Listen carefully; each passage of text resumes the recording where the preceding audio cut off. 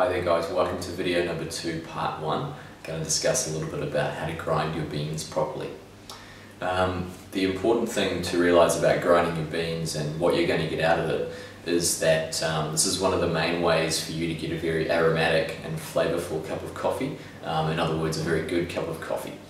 And what you also need to know is that there is actually an ideal time frame for a coffee shot to be poured, and this time is between 26 and 32 seconds. And if you have a shot being poured within this time frame, then you're going to be getting a cup of coffee that has all the good flavours and leaves out all of the bad flavours. The way that you will control the timing of this shot is largely through the size of your ground coffee. Okay, so the larger that you grind your coffee, the larger the grain size, the faster your coffee shot is going to pour. And the smaller your grain size, the slower your coffee shot is going to pour. Okay, so what I'm going to do for you now is I'm going to pour 2 shots, one from a large grain size and one from a small grain size. We'll time them, video them, and we'll show you the differences that the grind size can create. So let's do that now for you.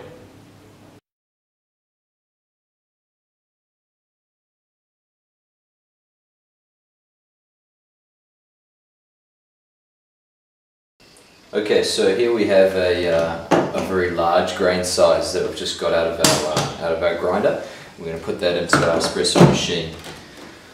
Pull a couple shots, and again we're going to time that.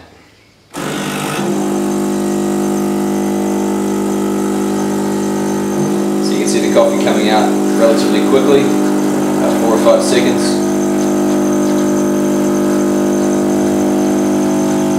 Coming out so fast, it's splurting all over the show.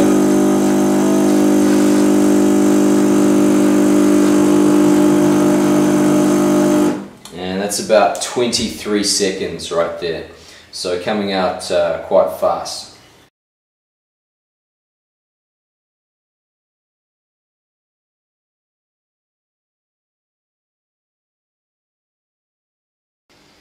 Okay guys, so we've just ground out a very fine grind from our grinder here, dosed it into our handle, and we're just going to pop that into the espresso machine and pour a couple of shots of it.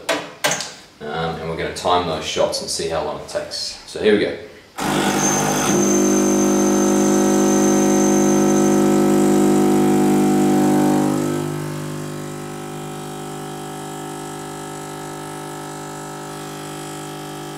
So it's been about 15 seconds and we're still not seeing any water coming out at all. And after about 20 seconds we're starting to see a few drops.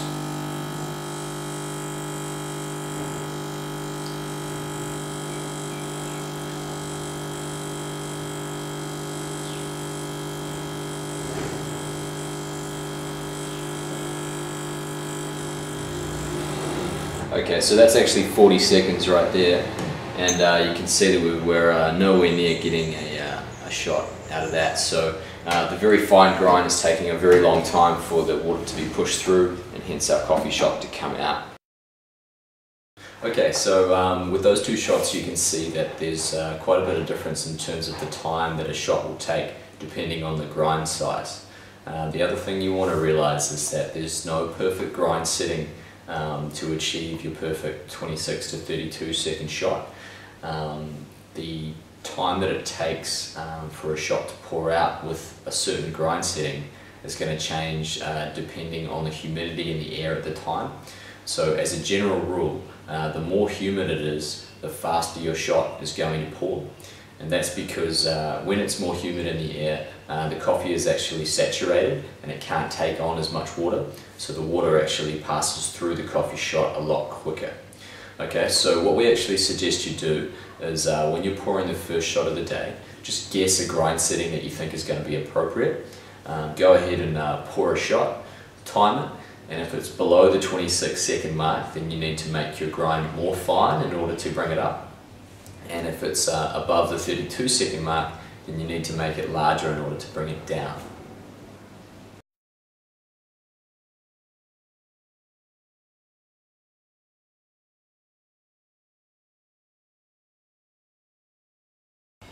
Hey guys, welcome to part 2 of video 2. just wanted to have a couple of words on grinders. There are two different kinds of grinders, two main different kinds of grinders out there in the marketplace. The first is a spice grinder, and the second is a burr grinder. The spice grinders we prefer not to use, and that's for two reasons. The first is that the spice grinder just has a single blade that goes around and around, and you can't choose any different kind of grind settings. So if you want a more fine grind, all you do is let the blade go for longer, and if you want a less fine grind, then you just let it go for a short amount of time. We find that this provides quite inconsistent results in terms of day in, day out, grinding. So we prefer not to use it for that reason.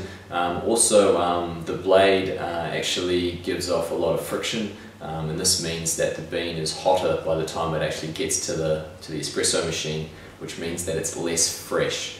Okay, so for those two reasons we prefer not to use the spice grinder.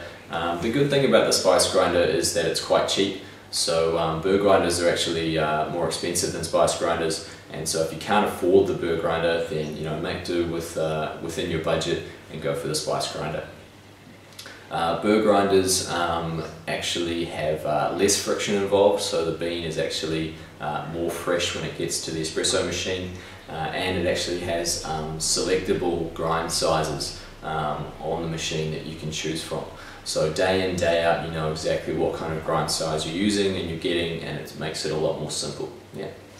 Again, with coffee machines and grinders, you get what you pay for. So if you can afford the more expensive one, in general it's going to provide you with a better cup of coffee in the end. So work within your budget, but take that stuff under your wing.